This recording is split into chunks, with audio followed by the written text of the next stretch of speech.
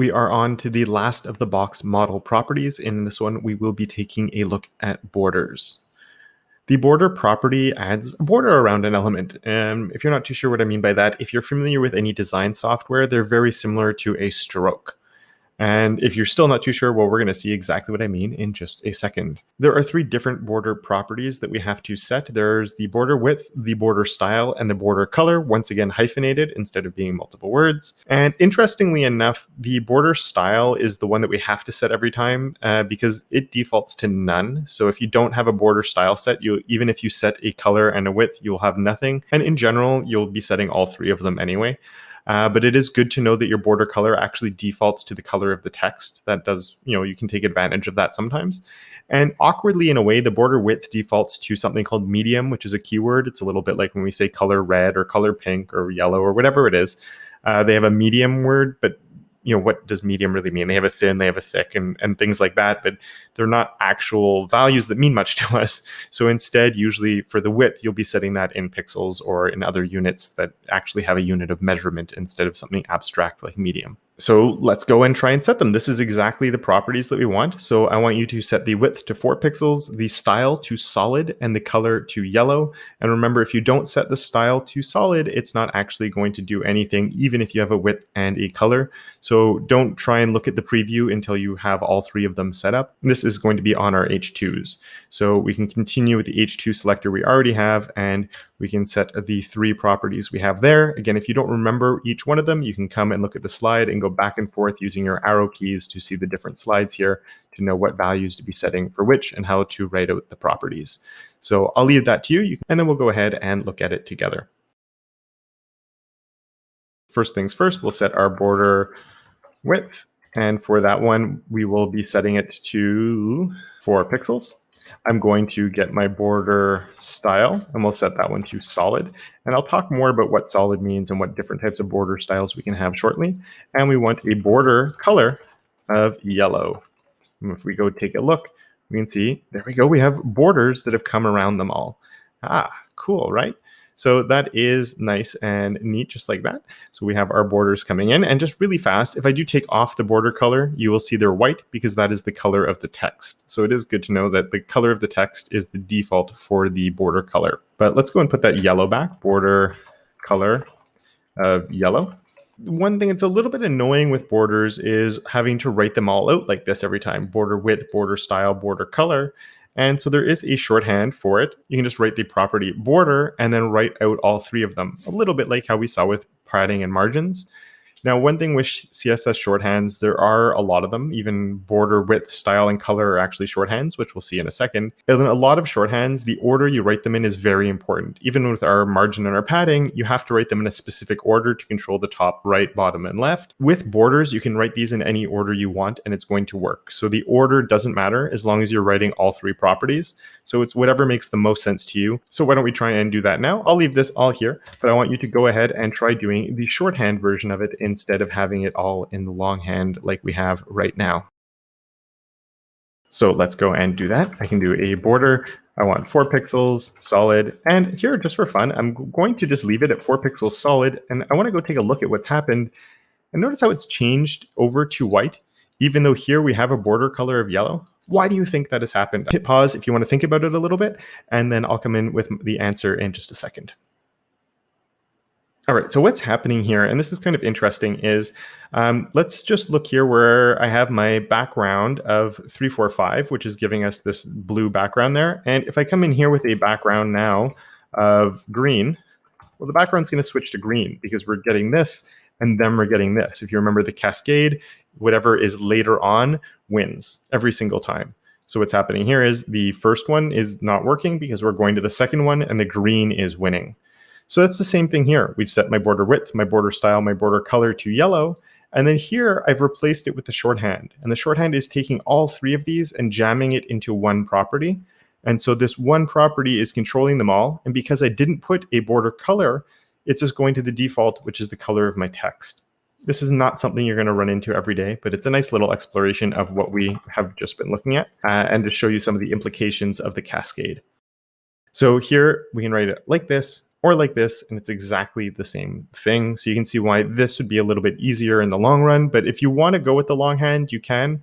But as you progress through your CSS and writing code and all of that, I would encourage you to try and do the shorthand as much as possible, because this is one of those shorthands that does save you quite a bit of time when you want to write it out. And now, to give you more practice with the shorthand, I do want you to come in and give the paragraph a shorthand as well. And for the paragraph, what I want you to do is give it a width of 1 pixel, a style of dotted this time, and then the color will be this color that you see here, FFE2BA. And we're using a hex code here. Sometimes I'm using color keywords, other times hex codes. Hex codes are a little bit more realistic to the real world and what you'll run into on projects, because they're very specific. Whereas if I say red, what red is it? There's all the different reds. But obviously red, yellow, blue, green, things like that are faster to write. But going back and, they both work, so we can use them interchangeably as well. But for this one, we're going to be going with that color. And again, this is on your paragraphs this time. So you'll have to do your paragraph selector and then go and apply that all using the shorthand. All right, so let's go and take a look at what that looks like. So we can come in here and write or select our border and then select our paragraph and then give it a border of 1 pixel dotted. And in this case, we want FFE2BA. And if we go and take a look, we can see these little dotted lines coming around our paragraphs just like that. So that is kind of interesting, right? It doesn't look super fantastic right now, but we can see how the borders are working on all of these. For the solid, the dotted, there's dashed, and there's many others. I've put a link in the notes for this scrim where it's going to give the full list of the different options there. But I'll just let you know that I think 95% of the time, I do end up using solid of all of the options that are there. It just tends to be the one that we use the most. There's even a few really ugly 3D ones and stuff or fake 3D, I should say, and stuff like that. And one last thing that I want to take a look at is we can control the different sides independently using another shorthand. And we have our border left, our border right, our border bottom, and our border top. So we can control all of those independently if we want to. And we can also even do a full version of this where it'd be border left style, border left color, border left width. We can break them all up into even more pieces. But again, the more you're using the shorthand, the easier things tend to be. So I'm not going to give a solution here, but what I want you to do is experiment with these a little bit. See if you can add just a border bottom and see what that looks like. Or can you set a different border width on different sides? Things like that. Play around with the different possibilities here on our H1 or H2 and our paragraph right here. Have some fun with it. Add padding, add margin, play around with all of those, see how they interact with each other and how they work. And then in the next video, we're going to take a little bit more of a recap on all three of them, see how they really do work with one another, and then we'll move on from there.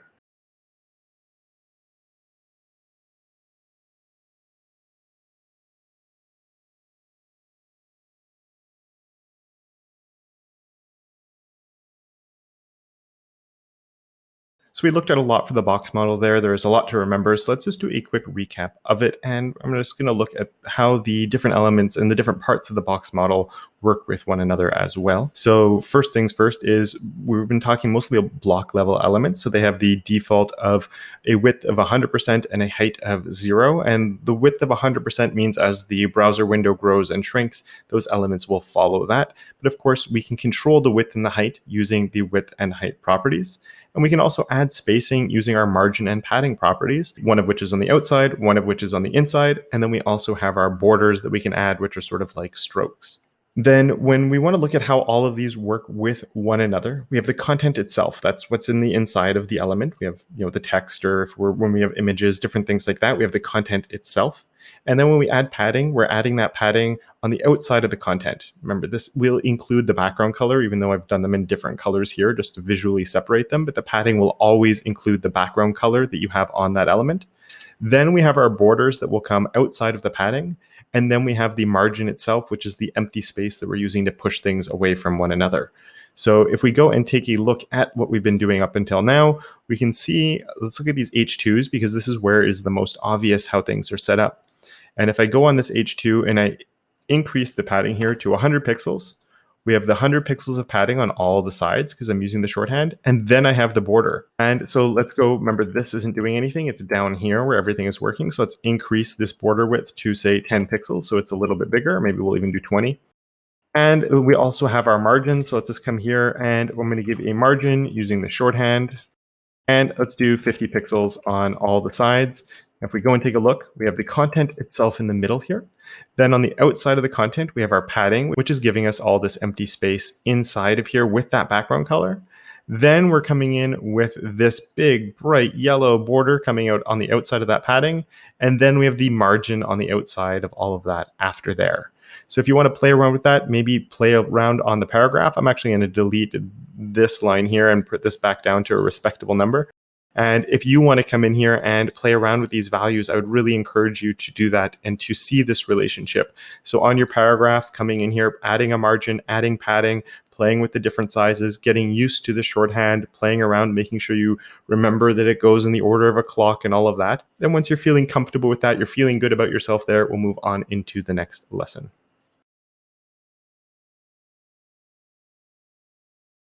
So it might seem like a little bit of a strange thing to be going back toward HTML, but HTML and CSS have a very strong relationship with one another. And so we're going to be looking at the organization of our HTML, and that's going to come back to our CSS as we progress through this and look at a few more things. And so first up, what is semantic HTML? What do I mean by that? Well, we've already looked at a few different elements for content, right? We've seen our headings, H1, H2, H3. We've seen paragraphs, links, lists. When we use the paragraph tag, we're telling the browser that that is a paragraph, or a heading tag is making a table of contents like we saw when we looked at that. A link is saying this is a link, etc. Other elements that we can use, instead of saying that this is a paragraph or this is a heading, we can say what different areas on our page are, and we can organize groupings of content together using some of the ones that you see on the screen now, like your heading, your main, a nav, a section, an article, a footer, and there's plenty of other ones as well. We use these elements to group and organize our content, and the element describes what the content inside of it is. So if we look back at that list, you have a nav, that has your navigation in it, or you might have your article, and that's where an article on a website would live inside of. Or of course, we have our footer as well down at the bottom and things like that. So for this one, what I want to do is come back to this page that we created for our CSS box model, and we're going to organize it a little bit more. And what I'm going to do is I'm going to start off, and then I'm going to ask you to do a little bit of it as well. So I'm going to come here and I'm going to do an open main, and I'm going to close my main over here because this is the main content of this page. Now, we don't have any secondary content in this case, so it might seem a little bit strange to have a main, but as much as possible, we should have a main on our page. Now, if you were going to have other parts, you might have a heading over here. A very common practice is to have a heading over here, heading, and then inside of our heading, we include things like the logo can go here, which would be an image. You also get your nav that comes in there, and then we have our navigation links. Those are all in the heading, and then you get to the main content, and then after the main content, you have your footer. But within our main, we could break this up a little bit more, right? Now, what I want you to do is I want you to create a section for each part of our box model here within our main. So we're going to create the section and wrap it around each. And then for those sections, we want to select it in our CSS, and we're going to give them a background color, a padding of at least 40 pixels on all sides. If you want to do more than 40 pixels, you can. And then we also want to give them a margin, but the margin should only be on the top and the bottom with 0 margin on the left and the right of them. Just as a little hint before we get started, this H1 doesn't really need to have its own section. We can leave that one floating around like that, but then here we could have our first section wrapping around our margin, another section here, and then another section there, and then you'll have to go into your CSS, select the section elements, and on those, apply those properties that I've asked you to do. And if you want to experiment a little bit with the spacing and the organization of them while you're in there, by all means, go for it. All right, so I hope that went well. So I'm going to come here and I'm going to put in my section opening there, and we'll come down here and we will close this section. And I'm just going to tab that over to show that it is inside. Remember, this is just a visual way to nest things. I also like adding this extra space on the top and the bottom just to make it easier for me to visually see what's happening if I'm coming and looking at this page. Close section. We haven't written HTML in a while, so just remember we have our opening element, and then the closing one always has the / in it right there.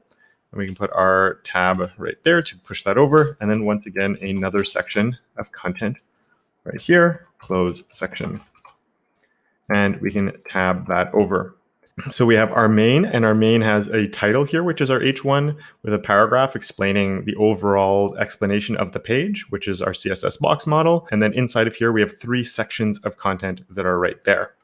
So now what I can do is I can come over to my CSS, and I want to select my sections. So I can just write section here. So if you remember when you were writing your CSS, you can select an HTML element. You write whatever is inside the triangle brackets. In this case, we don't have any attributes or anything like that, but you wouldn't include them if you did. So we have my section. I said a background color of your choice. So I'm going to do a background of 456.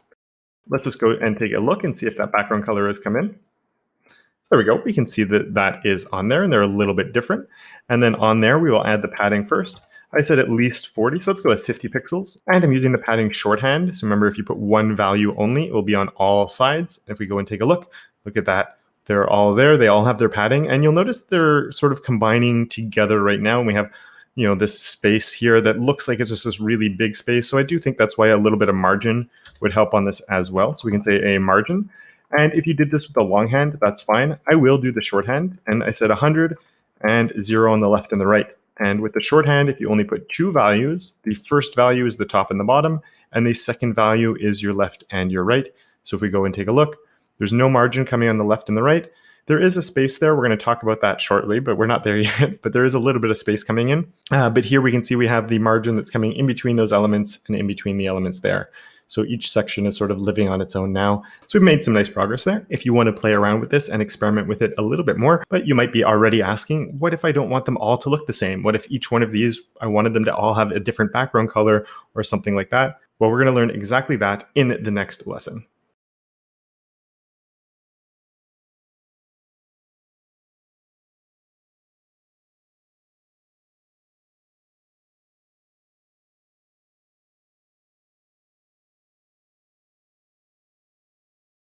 All right, time to dive into classes and IDs. So we've already seen one of the three primary ways to select elements in our CSS, which are our element selectors, which is when you just write the name of the element here, and it selects all the elements on your page that match that selector. We do also have class selectors and ID selectors, however, and there are other ones, but these are the three most common by a long shot. And the reason that we have classes and IDs is the situation we've run into right now. We have three different sections, but we don't want them all to look the same. So for this, we can either use a class or ID to distinguish one section from another. Think of it as a way to add names to your elements that you have on your page. Now, both classes and IDs are attributes. So if you remember, an attribute is always placed on the opening tag of an element, and we just do it by either writing out class or ID and then equals quotation marks, and inside the quotation marks, we put the class name or ID name that we want to put. It's 100% our choice on these. We can create almost anything we want, though there are a few rules on how we have to name them, which we'll be talking about shortly. And so you can see here, I'm sort of saying background dark, background light, another background dark, or an ID of introduction about contact info and different things like that. And of course, you don't necessarily have to have only one class on something. You could put multiple, or you don't only have to have an ID on something. You could have IDs and classes as well. You just put two different attributes. So we could have a section with an ID of introduction that has a class of BG dark, and so on and so forth. So just because you're using one doesn't mean that you can't use the other, and we'll get into why you might take one over the other in just a second. Before we get to that, though, I do want to look at how we can actually select a different class or an ID within our CSS, because obviously it's one thing to put it in here as an attribute, but we need to be able to select them as well. So if it's a class, we just put a period or a stop before the word that we're writing. So period BG dark would select a class of BG dark. The period at the beginning here literally means class of, so class of BG dark. And just like our element selectors, everything else is exactly the same. With an ID, instead of putting a dot, we use our pound or hash symbol. So we do our hashtag or pound intro would be ID of intro. And then we write our CSS as we've always been writing it up until now. Now, before I get into the challenges and getting you to write a little bit, a few very, very, very important things. When we're naming our classes and our IDs, we never want to use spaces. If you have something like background dark, you'll notice in the examples I was looking at, they were hyphenated. When you use spaces in the attribute, it's something completely different. And when you're doing it in the CSS, it's another thing that's completely different. So let's not confuse things for now. Just know that if you're putting a class on it, you're going to do a single word. If you want some spacing, the standard way to do it is with hyphen, which is also known as kebab case. And it's really, really important that they do not start with a number. If you put like the number 3 at the beginning, it just won't work. You can have a number within a class, but you cannot start them with a number or it just doesn't work. And the last thing that's generally important is to be descriptive. So if you have 10 different things on the page, don't necessarily call them section 1, section 2, section 3, section 4. Say what that section is. And that makes it much easier when you come back later and you're looking at your code to know what's actually going on. So let's start with some IDs. Let's give each one of our sections an appropriate ID. And as I said, we don't want to name each one of these section 1, section 2, section 3. That doesn't really help us when we're in our CSS knowing which one we're styling. So go ahead and put an ID on each one of these sections, and then I'll come through and do it afterwards. And then we're going to get into classes and styling all of this up as well. All right, so IDs. ID is equal to, and I'm going to call this one, well, I think it makes sense to call this one margin. So this section has an ID of margin. So it's sort of like the name for this one. I'm going to copy that, paste it here, and paste it here. But this one we will make padding. And this ID on this one we will call borders. So the ID is really the name of the section that we're working on. So this whole section here is my margin section, my padding section, my border section. So when you do use IDs, they really should be something unique, something that is only being used for that part. And we'll talk more about that shortly. But before we get into that, I want to get into the idea of classes. So what I want you to do is add the class bgdark, or if you want to write background dark, you can write the full word background, to the first and last section. And then the middle one, I want you to give it the class of bglight. So these two will be a bgdark, and this one in the middle will be a bglight. I'll let you go ahead and do that, and then I'll come through with my solution in a second. Great, so here we have my class is equal to, and bgdark. And because, let's just come here and put that, all right, and then we can come on this one and say that this has a class of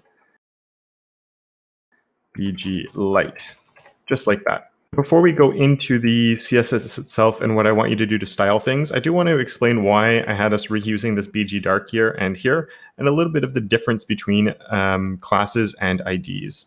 So there are a few important differences. IDs can only be used one time per page. So here, where I have my section ID of margin, I can't have another ID of margin somewhere else. An ID can only be used once per page. Whereas a class, they can be used over and over and over again.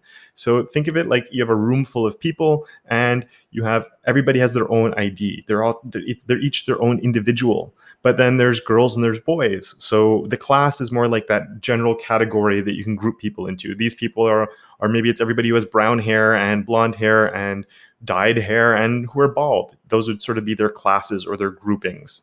So classes are something that we can use over and over. IDs can only be used one time per page. And really importantly, if you have an ID and a class on something, the ID will overwrite the class selector if they're trying to do the same thing. So we'll see that in a second. But what I want you to do right now is to go into your CSS and give bglight the following properties and give bgdark the following properties. If you don't remember how to select a class, just go back through the slides, see if you can find the answer in there. But we want to come right to here. And after the section here, what I want you to do, again, is give the bglight certain properties and the bgdark certain properties. Then we're going to come and look at and explore it a little bit what just happened. All right, so let's start off. We can do our bglight. And if you did it the other way around, it's perfectly fine. So my bglight, I wanted a background, and I wanted to also give it a color of 333. So it's a dark color that we can actually see. And then I want to have my bgdark. And on this one, I wanted to give this one a dark background. So background. And when we're done with that and we go and take a look, we can see that the colors have updated on those. So we have my dark background, a light background, and then back to the dark background right here. When you created these, if you had any issues with it, it could be if we forgot the dots, you always want to remember a class starts with a period at the beginning, whereas an element selector is going to only be the word itself without a dot at the beginning of it. And this is something that you might forget over time because you will find that you're going to be using classes for almost everything you do. And then you're going to go do an element selector and perhaps put a dot before it. I've seen this happen to so many people. So don't worry about it if you get a little bit confused with that at the beginning. If you'd like, you can come in and try and also select one of the IDs and change the background color on it. And then I'll come over and do that really quickly. You can just select your margin one and give it a red background or something just to see if it kicks in. All right, so let's go and do that. So I can remember it's a hashtag, and I'll write margin. So an ID of margin and background of red. And we should be able to see that that has come in. And there we go. I have my red margin showing up right there. And One thing that's really important is, well, we have the cascade. So this is coming after this and then after that. So, it's going in a specific order. IDs will always win over class selectors. So even if this was all the way up here, even though this is coming before these other ones, an ID is considered more important. So the ID is always going to win. This is the same with an element selector versus a class selector. If I have my element selectors here at the bottom, even though this is putting a background color, these background colors here are winning with my light and my dark backgrounds coming in here, because a class selector is going to win over an element selector. So this is something called specificity, and it's something we'll learn more about as we progress through things, but I just wanted to show you how that works. But one way we can simplify things, and sort of a general rule of thumb that you can give yourself when you're working, is because of the way IDs and classes work, and because you can only give IDs once, and because IDs can overwrite classes, and that can cause confusion. One general rule of thumb is most people prefer only using classes for styling purposes, and I'm one of those people. I use element selectors for some very general quick selections, and then everything else ends up being classes for me. I very, very, very rarely will use an ID to select something in my CSS. IDs also serve other purposes, and they're things that we'll learn about as you progress through. I want you to know, because you will see them used, you'll see them in other tutorials that you come across. But in general, for styling purposes, I would suggest either using element selectors or class selectors and not worrying too much about IDs.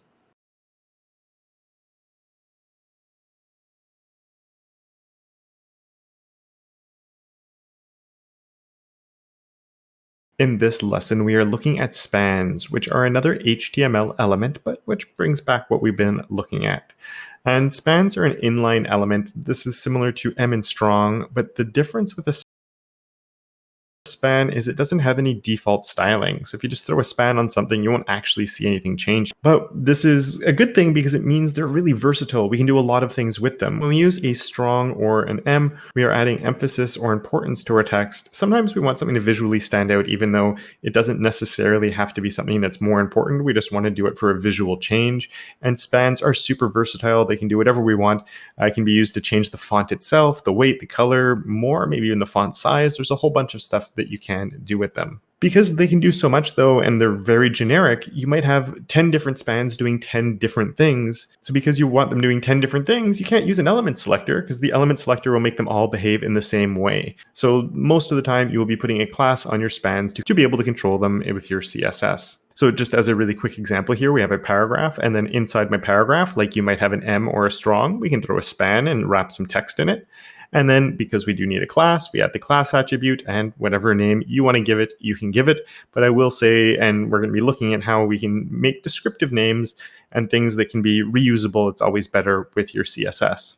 So for this one, I want you to create 2 spans in the document. And let's go take a look, because I know you see some exclamation points here. Now, so for this one, we're actually coming back and we're looking back at our Moonbase Alpha website to be able to do this one instead of our box model one. I have left this here though, just in case you want to reference back to it or do anything in there. But we're coming back into here for now. And what I want you to do is, we mentioned the exclamation points over here. So you can see here, I've added a whole bunch of them. And so basically this is going to get replaced with your opening span tag. And then this one over here will be with your closing span tag right here. And the class we will use on this one will be text accent. And then if you come all the way down, you will find another set of a bunch of exclamation points over here. So you delete those exclamation points and you do an opening span tag here and closing there. And this one will have the class attribute with text dark for the class name that we'll be putting on that. So I'll let you go ahead and do that. And then after that, we'll look at styling them up and sort of exploring how we're going to be using our classes for this. All right, so here we go. So here I will do my span, and over here we will come in with a close span, just like that. So open span, close span, and then on this one, I want to give this one a class that is equal to, and we want to do a text accent on that one. And then we want to come all the way down here. We have another set to do. Open, and then over here we can come in with our close span. And on the opening span tag, I want to put a class is equal to, and in this case, it will be a text dark. And there we go, we're ready to go. And let's go and see what we want to do with that now. So we want to have The text accent will get this color and our text dark will get this color over here. So for this, just remember that you're not working on the box model at CSS. We're going back into the index. And I think the safest thing to do would just be to go all the way to the bottom. And just to show you what, before I let you put those values in, I just want to show you that if I did span and then I did a color of the accent color, which is this one right here, if we use that on all of our spans, while it would work for this first one, you can see it's changed the color of we want you right there. So that's cool. We have this is now standing out. The problem that's happening is when we come down to here, there's text here that we can't see because it's matching the background color. And this is why spans often will use things to change things like text color, but you might need different colors used in different places, and just using our span element is not going to work very well. So instead of that, we want our two separate selectors. So I'll let you do those. Again, it's text accent and text dark. Great, so I hope you got that working, text accent, and that will be exactly what we just had. So a color of this color right here can come down and we can do the text dark, and the text dark will get a color of this right here. And now if we go and take a look, now we can actually see this text coming up there. But we can see that it has come in and we still have this one here that is working. So there we go. That is awesome. Now, while we have spans like this to select things like text, we also have something that's like our main and our section and our aside and our footer, but instead of having a specific purpose is very generic as well. And we're going to be looking at that in the next video.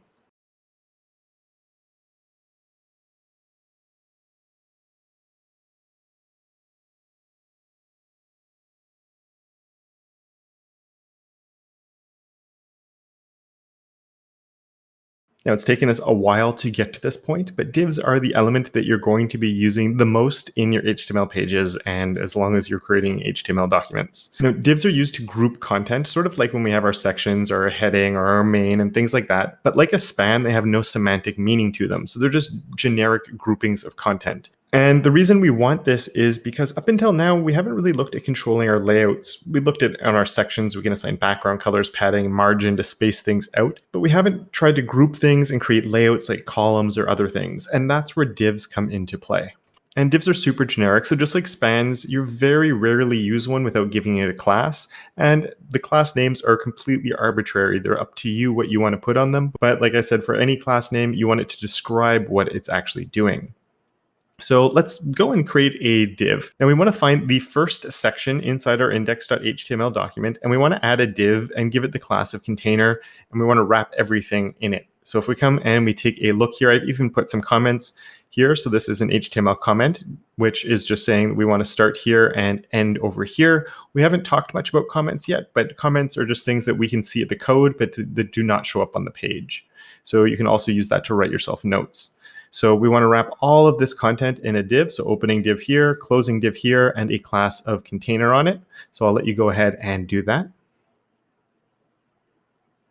Great. So if you did that and you went and you looked, you would have seen no difference whatsoever yet. So I'm going to go ahead and do it. So we'll open div here and we can close our div here, and divs don't do anything on their own. So we always give it a class. And I told you to give this the class of container, just like that. So we've grouped all of this content together, and it doesn't do anything, right? Because it's a div, and divs are generic and they literally don't do anything. So when you first do that, you should see no difference whatsoever on your page. It's there, but it's not doing anything yet. So we need this container to do something. So what I want you to do is go to the index.css file and declare a width of 800 pixels on that container, and then see what happens and how that affects our layout. So I'll bring you over there. We can do this all the way at the bottom, just so we can keep track of things. And I'll let you go and do that. And I want you to go and look at what that's done to the layout once you're done. So we can see maybe how that's going to be useful in controlling our layout, right? So width 800 pixels. And if we go and take a look, you should see that now it's containing our layout. So actually, let's turn that off for a second. And I'm going to push Control and / on my keyboard, which is going to comment this out, which is a nice way to turn things on and off in your CSS to see the changes that are being made. And what I'm also going to do is put a border on this of 1 pixel solid red, which is a nice way to visually see what's happening with something. I mentioned earlier that a lot of the time I would give things background colors. I'm either giving them a background color or a border to be able to visualize how it's affecting my page. So I'm doing that so I can visually see it. So if I go and take a look, I can see a red border. And let's make that a little thicker so it's a little bit more obvious. So let's try 10. And there we go. We can see this big red box that's surrounding all of that content. And whatever I do, that box is matching my page, right? My browser window here, because by default, block level elements, which a div is one, are 100% width. So the 100% width is 100% of the viewport or of my browser window. So if I switch now and I do a command / and it turns that comment off, I now have a width of 800 pixels. So now if I come and take a look at small screens, it causes overflow, which could be a bit of an issue. But at larger screens, it's holding my content and it's stopping the text from going all the way from one side of the screen to the other. So you can see how this empty space that's coming up over on the side here. And this is something that's very important for creating layouts. We don't want text to stretch from one side all the way to the other. On big screens, that can be really hard to read. So what I want you to do next is to take the exact same thing you did. We're going to go back to the HTML file, and in there, we're going to add another div with a class of container, but we're going to do this in the last section. We're going to keep the one that we already have. We're going to keep that one, but we're going to add another one here, wrapping all of this content. So I'll let you go ahead and go and do that. I'll give you some space to make it easier. And now you can go and add that div right there. All right, so the nice thing here is because we already have that class set up, we don't have to do any more work, right? It just works like magic. So we have our container, and then we can come over here and we can close that div, close div. And in this case, I've used the word container for my class name. It's a little bit of a standard name that you'll see that people will use for holding the maximum width of elements. So either a container or a wrapper, it's used interchangeably. It's a sort of a standard that's developed over time. And so with that container there, now if we come and take a look, we have this one holding all of that. And if I go and I look down here, we have another one here that's holding this content there. And the nice thing here is it means there's consistency. I have this part that's holding it there, this part that's getting held right there, and we can reuse containers over and over and over again. And it makes it very fast once you set this up in your CSS and you're reusing the same class over and over again. It just means that you don't have to redo things again and again and again, that you can reuse the same thing and you get nice consistency throughout as you're doing everything. Now, it doesn't look great because we have a red border on here and other things, but there is I'm going to leave the red border on here because there's something important that I want to look at, but I'm going to look at that in the next lesson.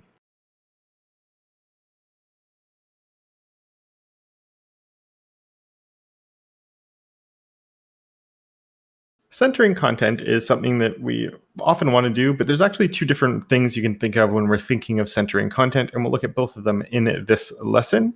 And so the first thing we can do is center text itself, or do a center align text. This would be like when you're in Word or a Google Doc and you hit the text align center and it centers it. And the other thing we can do is center elements within the viewport or on the viewport. And this is something you see all the time, and you're probably not even aware of it, but we'll look at both of those as we go through this.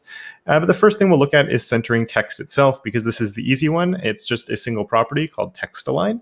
And so you have a text align center. You can also do a text align right if you'd like. So you can handle your text alignment just like you would in Word, like I mentioned before. So why don't we try and do this and center the text only on the first section of our page? So this section right here, I want you to go ahead, jump into the CSS file, and wherever you want in there, center the text on this section here. But there's a little trick. So just think about it a little bit before you dive right in. All right, so the trick is I only want this section to have center text and not this one right here. So if you went and you just chose your section selector, then everything would become centered. So we would want to add a class here to prevent that last section from also becoming a text align center. And I'm just going to throw a text center on here like that. If you gave it a different class name, or it doesn't really matter too much at this stage. But just so you know, these types of things like text accent, text center, even container, when they only do one task pretty much, you'll often hear those called utility classes, because they're a class that you can reuse over and over again, and they only do one specific thing. So here I can have my text center, and then I can go into my index, and we can come down and we can say .text center and put that text align center right on it.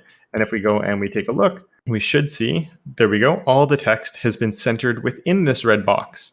So you can see it's a text align center, but the box is still stuck to the left side of the page. It's not centered on the page. So the text align center is a really important one to know. And just quickly look here, this one is still left align, which is the default. And so when we're doing things like this, it is important to remember that there's a lot. I've seen a lot of people use a text align center and then get frustrated when the content is still stuck to the side of the page. So that brings us to our second thing, which is centering elements themselves on the page. But to center an element on the page, there is an important thing to know is we need to have two different things that are being declared. The first one is a width, and then the second one is something interesting, which is the margin left and margin right are going to be set to auto. And I'll explore this as we go through and do it. And we're going to be doing it on our container. So on the container itself, we already have a width. So this part is done.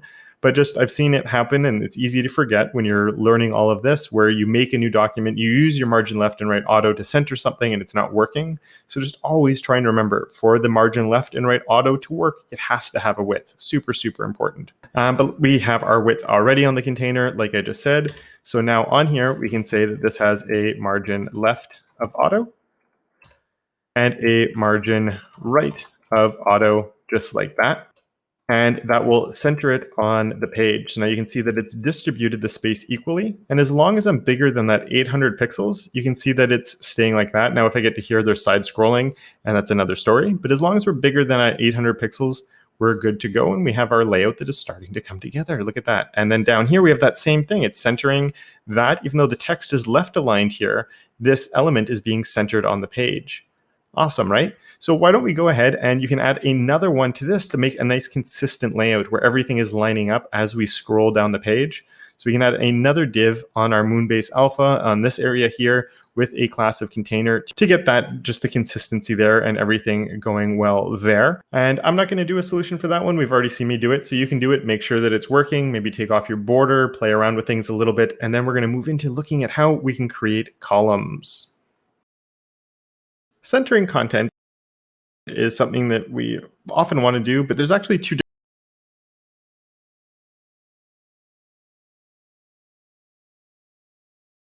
One thing that we often want to do on our websites is create columns, just because it's kind of boring when we don't do that and our layouts are just things stacking one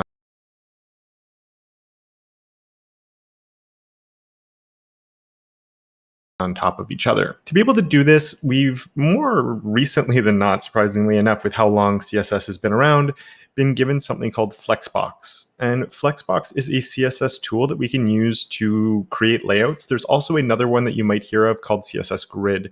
CSS Grid is a newer tool. It's a little bit more complex and bigger picture. Flexbox is a little bit easier to use out of the box, but I'm just letting you know now that for the crash course, we're only going to scratch the surface of it. But as you continue working through the bootcamp, we're going to take a really big dive into understanding how powerful Flexbox really is.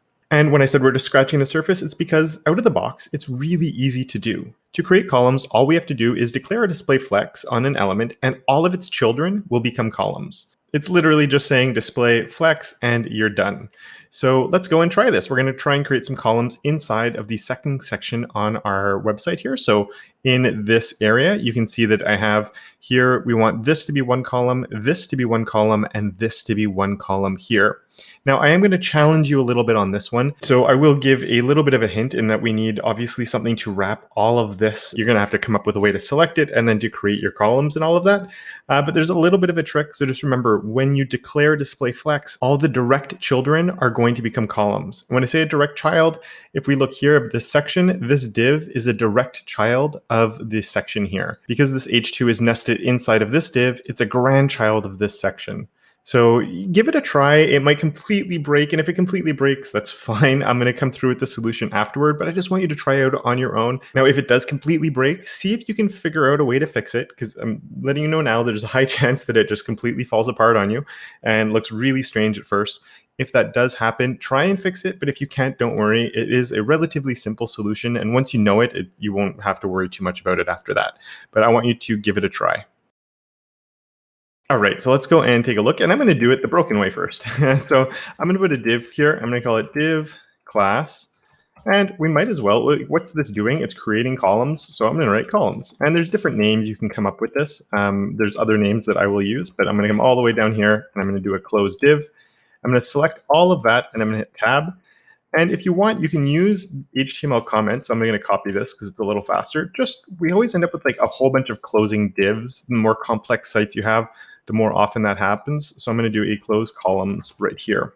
And now if I do that, this is doing nothing by default, because if you remember when we create a div, divs do nothing by default. They're just there. And then we have to go into our CSS to actually do something with it. So I'll come here and I'll do a dot columns, and we'll do a display of flex. We are hoping for is 3 columns, but we're not going to get that. So let's go take a look. Let's scroll down and see a big mess of content. Oh my goodness, what has happened here? So I said every direct child is becoming a column. So this image is a column. This heading is a column. This paragraph is a column. Another one, another one, another one. So we've ended up with 9 columns here. Like each one of these is becoming its own column. The images are getting stretched because Flexbox likes stretching things, and everything just sort of disintegrates a little bit and falls apart. So if that's what you got to and you got stuck there, that's completely fine. The solution to this is actually really nice and simple. We just need more things to organize our content. And we said that divs are generally what we use to organize or to group things. So if I want this to be one column, it means that I have to come here and do a div.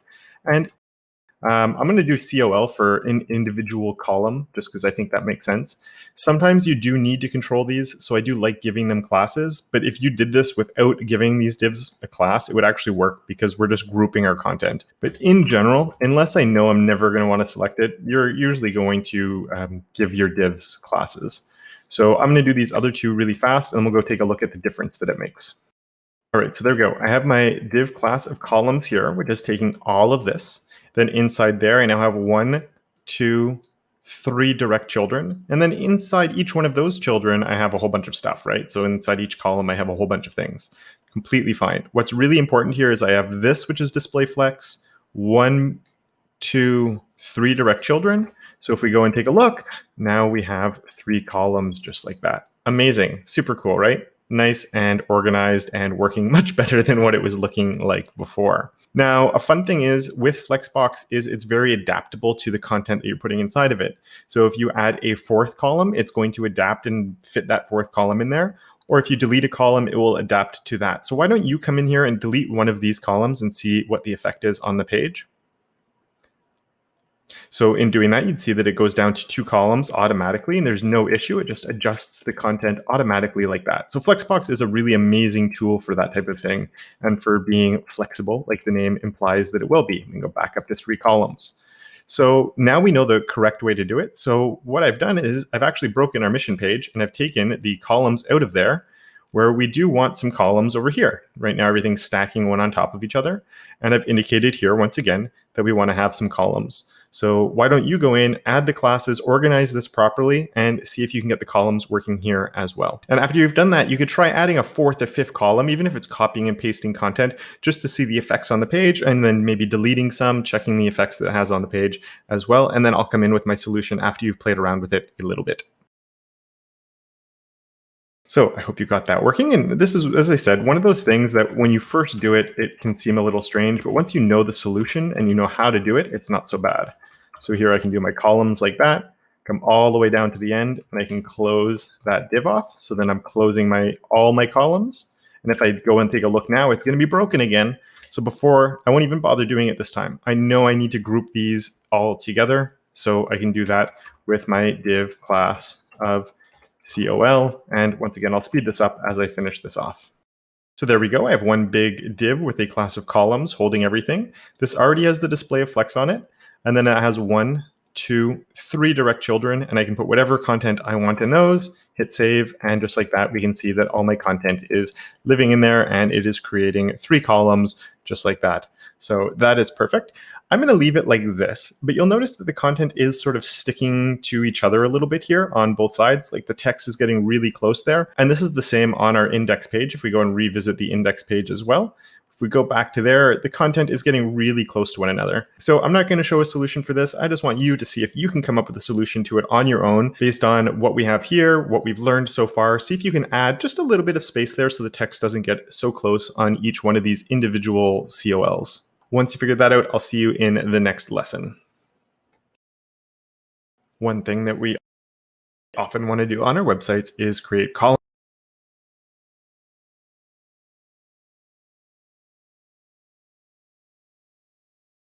Background images, there's something that we often use on sites because they help make things look more interesting.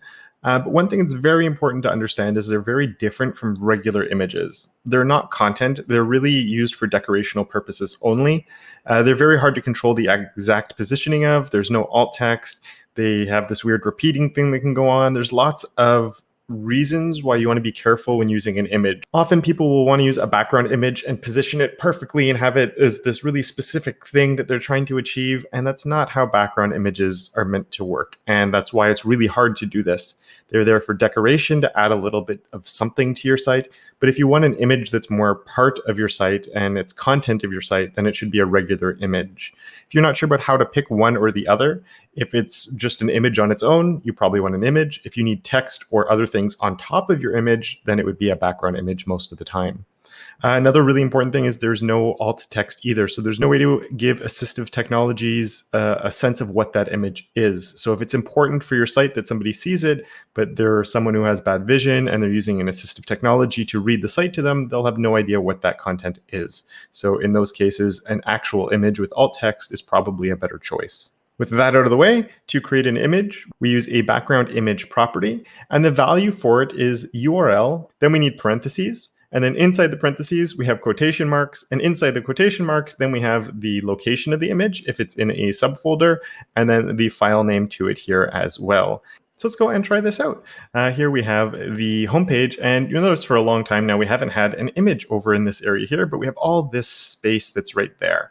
So if we go and take a look, that is my section that is right here on my page, and I want to give this area a background. So to be able to do that, let's go jump into my index.css file here, and I already have this hero that is right here. So this is where all that spacing is coming from. I have all this padding on there. Let's just jump back here just for one quick second. You'll see this is my class of hero.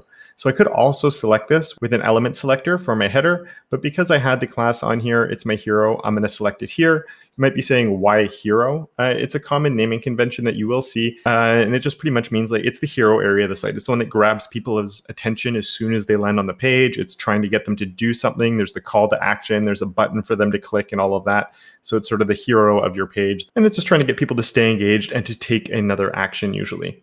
So on my hero there, what I want you to do is come on this line here and try adding an image to it. And the image I'd want you to choose is this moon.jpg right there. That is the image that we'll be using. So go ahead and see if you can get that set up and working.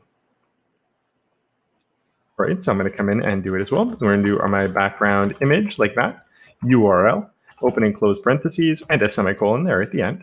And then inside there, we can put my quotation marks. And if you put single quotation marks, that should be fine. And if you did not put quotation marks, it's possible it worked as well, but I would always encourage you to include quotation marks because it can prevent problems from happening. And so with that, what I'm going to do is img, because I have to tell it to go and look inside my image folder. I'm going to do a / and then put moon.jpg, which is the file name.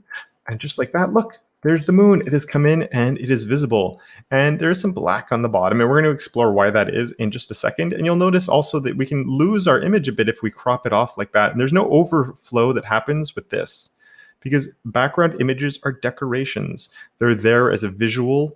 That's it. It's the same as a background color. If I put a background color of yellow on that and I open and I change the size of my browser, it doesn't really matter. And the reason the image is so big is because this just happens to be a big image.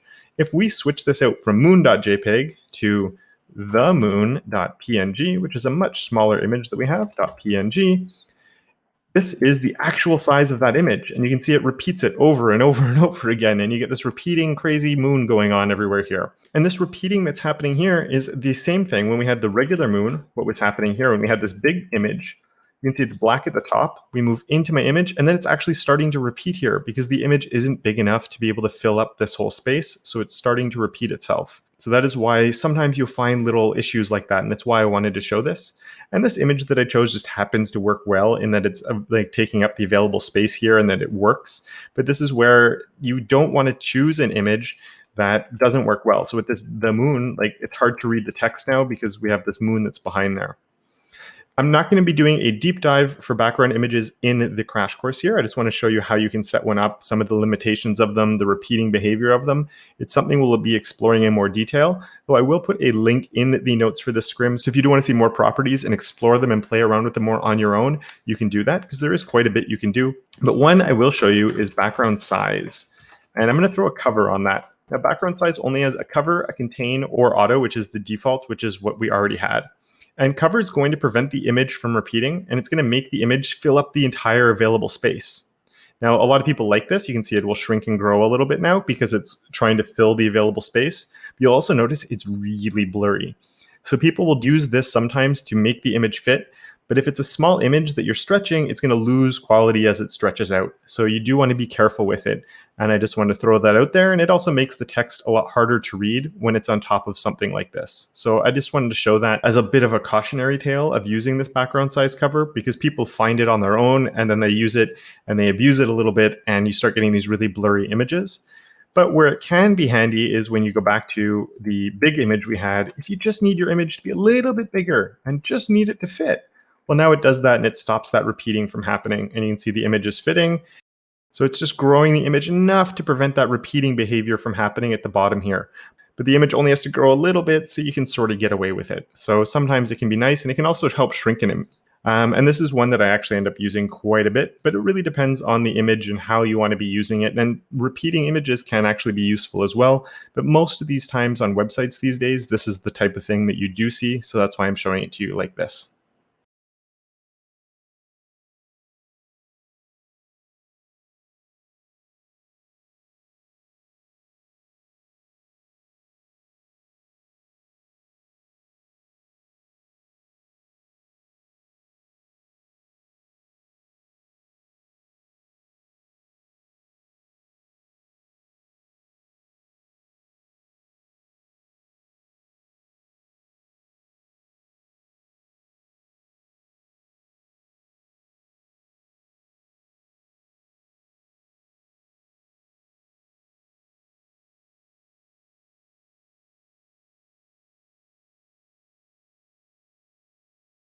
One last thing I want to look at as part of the crash course is file pathing, because we've looked at the basics of it, but I've also organized things in a very simple way. And sometimes things get a little bit more complex. And we're going to look at those complexities now and how you can fix it. And so we've already looked at relative file paths. We've seen this when we're linking to our images, linking to our CSS, and linking to our background images. When we're doing all of that, we're telling the browser where to look for those files. But there's a problem with my site. The CSS link is broken. If we go take a look, there's no CSS, but I still have all my CSS. It's a bit of a disaster. And this is for both of our pages. If I go look here, it's also broken. And why is that happening? Well, this is looking, let's break that off a little. This is looking exactly where we had it before, but I've moved the CSS file here to its own folder. And this is something that you'll see a lot of the time. You'll have your HTML files here, and then you'll have your CSS in another folder somewhere else.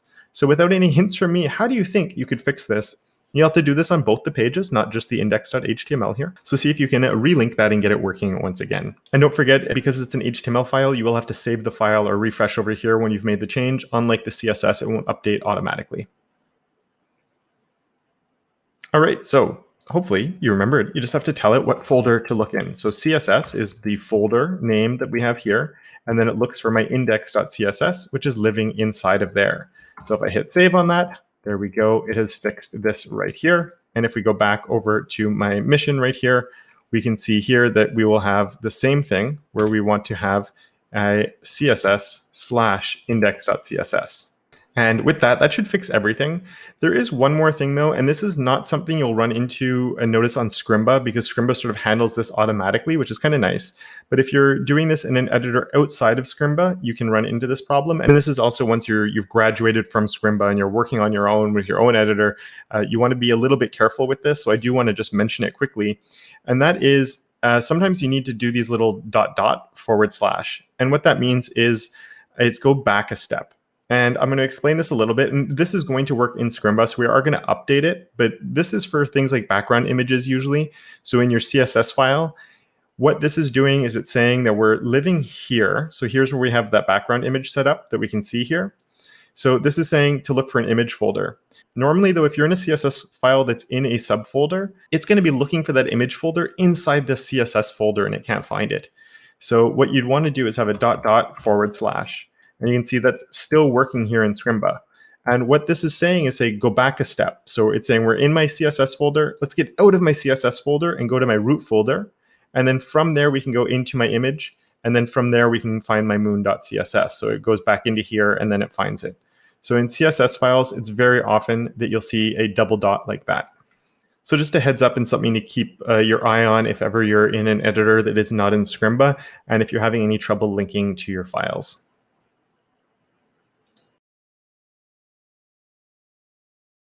Once again, it's your turn. We have covered a ton of material in CSS. You've already created your own page with HTML at the end of the last crash course. So one option could be to take that and update it now that you know how to control the CSS a lot more as well. You could take that and really turn it into your own and do something great with it. If you do decide to do that, also, I would really encourage you to create some new pages to accompany that as well, so you can practice styling those up and doing more with it and going back over the HTML at the same time. But what I think would be a really good idea is to create a completely new site. Take everything you've learned between both crash courses and make something awesome. It could be about a hobby of yours, a dream trip that you'd like to take, all about your favorite pet, whatever it is you would like. And not only are you going to do the content for it, but you're also going to style it up based on everything you've done. And this is what's going to reinforce everything you've learned so far. We've touched on a ton of topics. You've been practicing little bits of code. Now you need to go back over it and really reinforce those skills before you go on to the next steps. Because if you're not practicing, it's not going to sink in as much. This is really what's going to help take you to the next level. And once you've done that, we want to see what you've created. So share it in your study group or share it in I Build This. Show off what you are creating so we can all see it and enjoy what you're doing and learn a little bit more about you as well based on the site that you're building. So I'm really looking forward to seeing what you do with this. Have a lot of fun with it. And if ever you get stuck, that's fine. Go refresh yourself with some of the lessons, come back and build out something awesome.